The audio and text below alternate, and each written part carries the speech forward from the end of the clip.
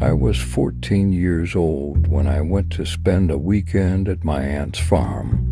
I was excited because not only did I get to stay in a big house, but my cousins were there too, and we always had the best time playing outside. The farm was huge, with lots of space to run around and explore, which made it the perfect getaway for a kid like me. On the second day, as we were having breakfast, the locals began to talk about something strange and unsettling. Word had spread that over 100 chickens had been found dead in the neighboring farms, and the deaths were bizarre. Each chicken had a hole in its neck, but there wasn't a single drop of blood. It had been happening for a few days, and it was spreading to nearby houses, but no one could figure out what was causing it. The whispers in the air were enough to make the hair on the back of my neck stand up. Despite the fear and mystery surrounding the situation, my cousins and I tried to ignore it. We were determined not to let these creepy stories ruin our time together. So we carried on with our usual activities.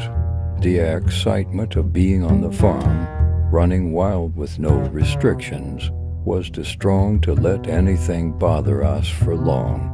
We figured it was just a rumor, something people were overreacting to. We pushed the thought of the dead chickens out of our minds, not wanting to be afraid. But as the night came and we stayed up watching movies in the living room, the feeling of unease crept back into my thoughts. What if there was something more to the strange deaths? But for now, we just shrug it off, believing it was just another one of those creepy tales that always seemed to surround small towns. That night, after watching movies and laughing with my cousins, we were finally getting ready to go to bed. But just as we were settling down, something strange happened. We started hearing the animals outside and the barn and around the farm making noises we had never heard before, loud cries and frantic movements. The sounds were unsettling. Something was wrong. The peaceful farm had turned into something sinister. Curious and not feeling too scared, my cousin and I decided to grab some flashlights and head outside to check it out. We figure it was probably just some wild animals causing a ruckus, but we soon realized we were wrong. As soon as we stepped outside, a terrible smell hit us, strong, suffocating, and unlike anything we had ever smelled before. It wasn't the usual farm stench, nor was it the odor of the animals we knew. This was something off, something that made the air feel thick and heavy. We pushed forward toward the animal pen, trying to ignore the unease that was growing inside of us.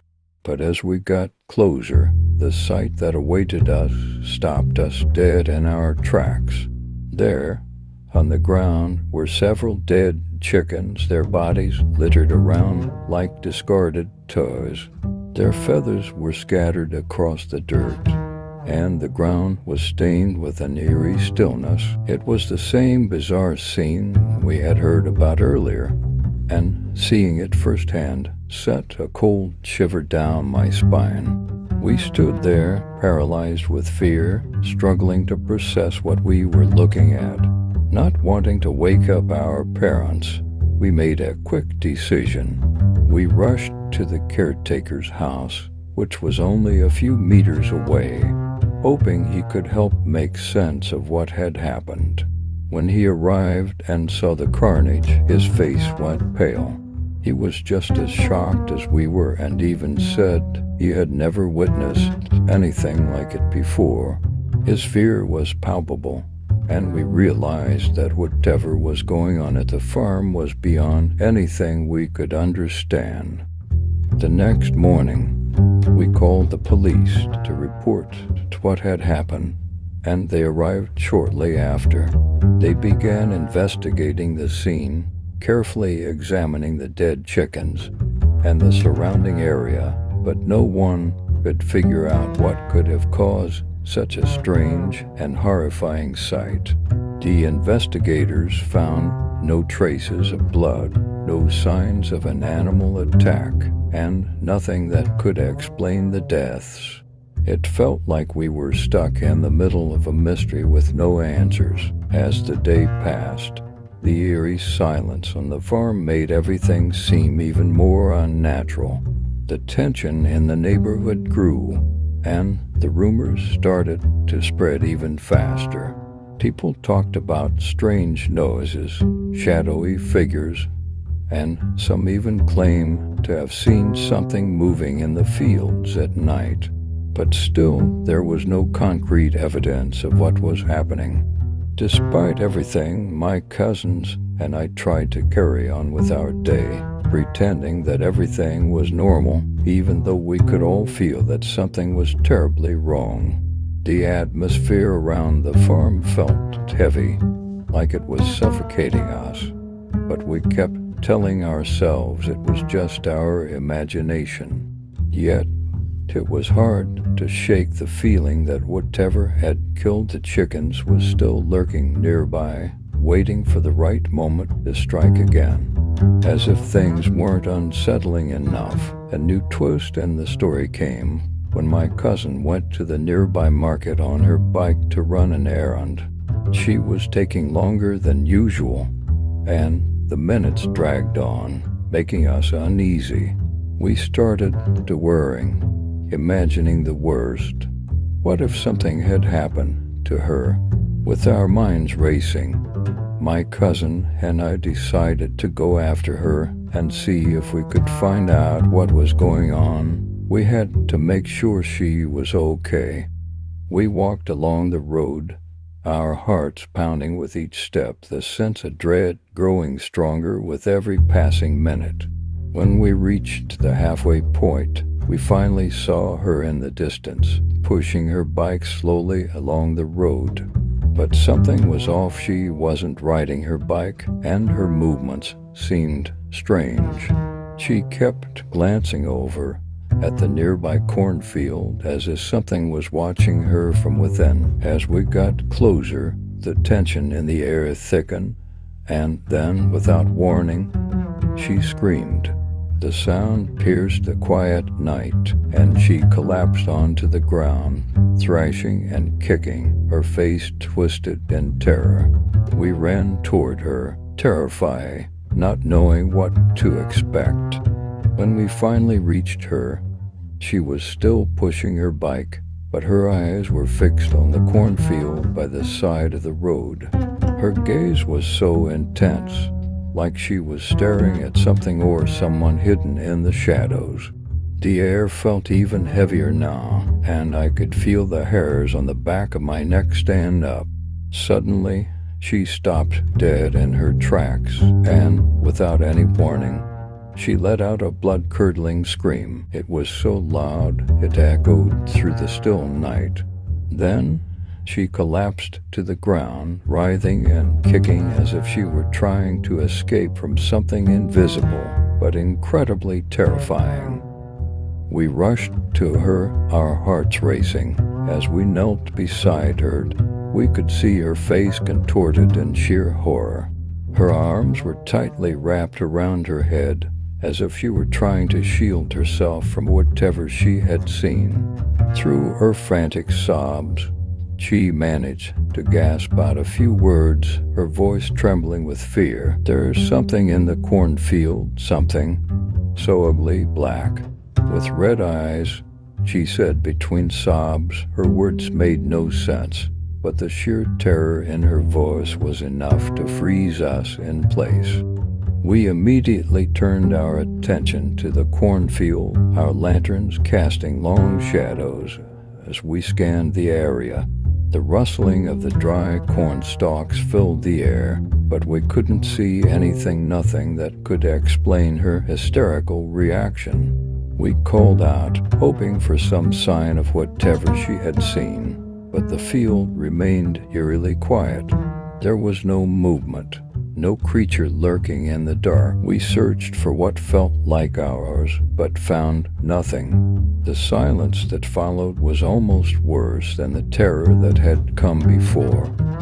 Our cousin was still crying uncontrollably, unable to describe what she had seen. She just kept repeating that it was too ugly, too terrifying to put into words. We helped her back to the farm, still shaken by what had happened. The walk back felt longer than it should have, the oppressive silence hanging over us like a cloud. Once we returned to the house, we told the police about what had occurred, but they too were at a loss. The investigation dragged on for days, then weeks, but nothing concrete was found. It was like the creature, if it even existed, had vanished into thin air, leaving only fear and confusion in its wake. The police continued their search for days, combing the area for any signs, any evidence that could explain what had happened, but there was nothing. No footprints, no strange markings, no trace of the creature my cousin had described. They questioned everyone, looked at the dead chickens again, and even searched the cornfields. But after months of investigation, they had to admit that they were no closer to solving the mystery. It was as if whatever was causing all this fear had simply vanished, leaving behind nothing but unanswered questions. Even after all these years, I can't shake the feeling of terror that still lingers in my mind. I was just a kid then, but the image of my cousin's white, fearful eyes as she described the creature has never left me. What was it? What was lurking in those dark fields? And why were the animals acting so strange? The questions have only grown as I've gotten older, and I still find myself wondering if there's something out there, something not of this world, that we're not meant to understand. The farm never felt the same after that night. The air was different, heavier, like it was holding on to some ancient secret.